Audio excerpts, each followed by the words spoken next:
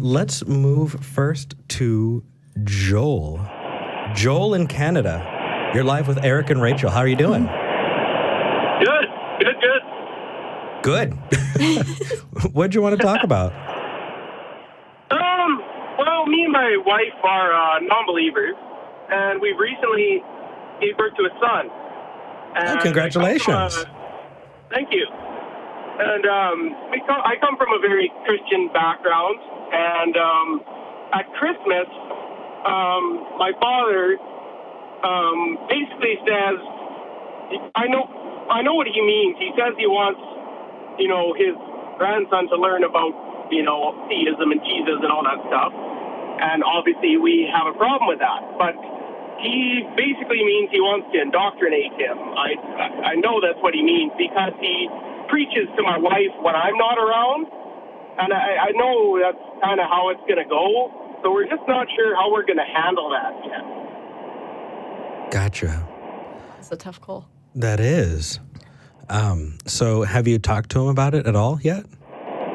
Well, here's the thing. I haven't. He has an idea that I'm an atheist, but I'm not out to my family. So it would kind of have that. It doesn't necessarily have to have that come along with it, but I don't know. We're trying to figure out how to handle it. My son's only 9 months old, so there's some time here. For sure. What do you think?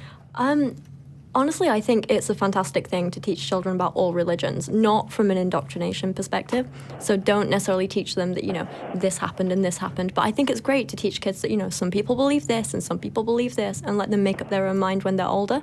If you teach them how to think rather than what to think, that's a really important thing. I totally agree, yeah. Yeah. And that means even if your dad comes at him and tries to, teach him stuff, your son will have the tools to critically analyze what your dad's saying, so he won't just take everything at face value. It's kind of an invaluable skill. Yeah, sure. And I don't necessarily think I have to drop the big A word. Maybe we can just go through it and say we're probably never going to agree on this for the rest of our lives, and that's how it's going to be. Another thing, too, is it means so much to him. There's conversations I honestly wouldn't want to have with him because I just kind of want to leave him. He's happy to believe what he believes. So I don't want to necessarily shake that. I don't want to convert him. I just don't want him teaching my son what essentially I think is bullshit. I get that. Well, I mean, so Joel, you are absolutely within your rights to draw the lines that you feel and view are necessary when it comes to raising your child.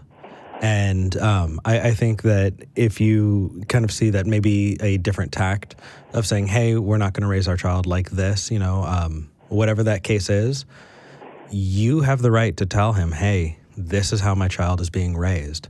And that's it. If there's an issue from there, then that's your father's issue. And while it may suck, you can't own it for him. He has to own that. That's just kind of part of that back and forth that we humans have, is that we, you can say so much, but in the end, when you draw your lines, this is your child, and you have that right. Yeah, and I forget what I was going to say. Sorry.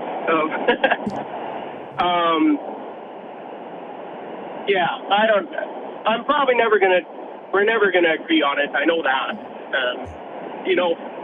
I only became atheist recently. I'm a heavy equipment operator, so I have tons of time in a machine to plug in my phone and to listen to stuff and learn.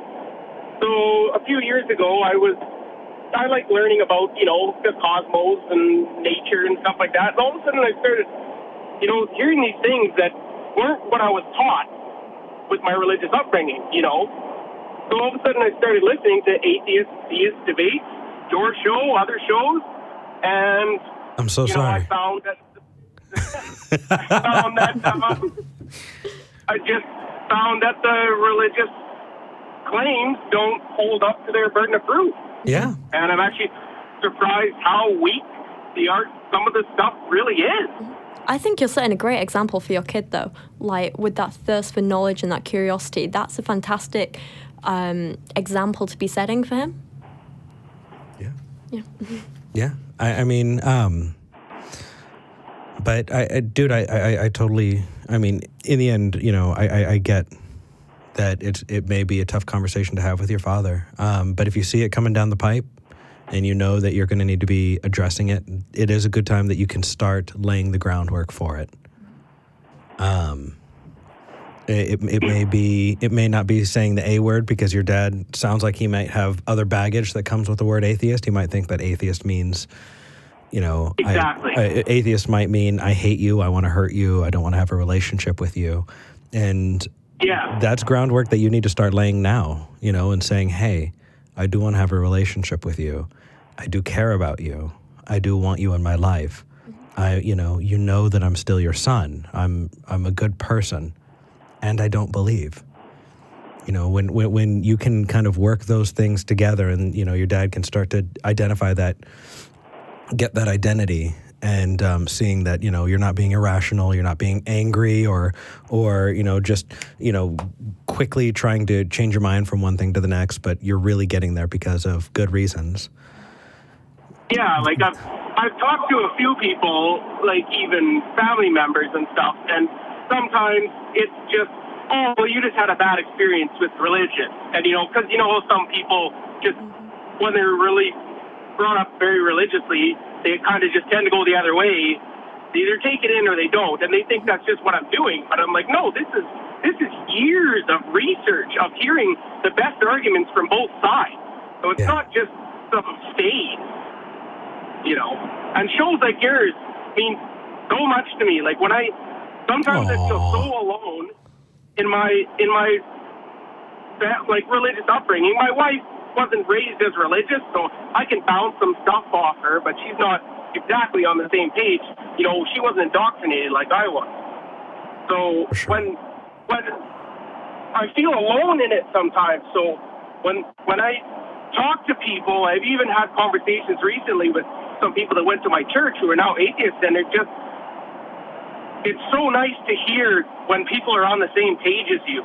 Like, when you guys say there's a community to talk to, that means a lot. That's so incredible to hear. Thank you. I've got to tell you, the very first time I met Russell Glasser at the ACA, we're sitting down to a meal, and I was shaking in my boots. You know, I was so nervous to meet him, and the very first thing I managed to get out is I said, "Excuse me, Russell," and he's, "Yeah, what's up?" I said, "I just want you to know that for 1 hour a week, every week for the last 8 years, when I got to listen to the Atheist Experience, I didn't feel alone." You know, and he just looks at me slack-jawed, like, what do you say to that? You know, but, you know, being on the other side of that, talking to somebody who says that, you know, I don't feel alone, dude, that is life-affirming. That's exactly what I'm hoping to do with my life, and that's something that I desperately wanted to get across with this show. So, truly, from the bottom of my heart, thank you. I think the other amazing thing is, though, you can now raise your son so he never has to feel alone like that. Oh my gosh. You know. Okay, you're going to make me cry. No, but seriously. You have that opportunity. Or be afraid of irrational things. Yeah. Exactly. Yeah. Yeah. You got it.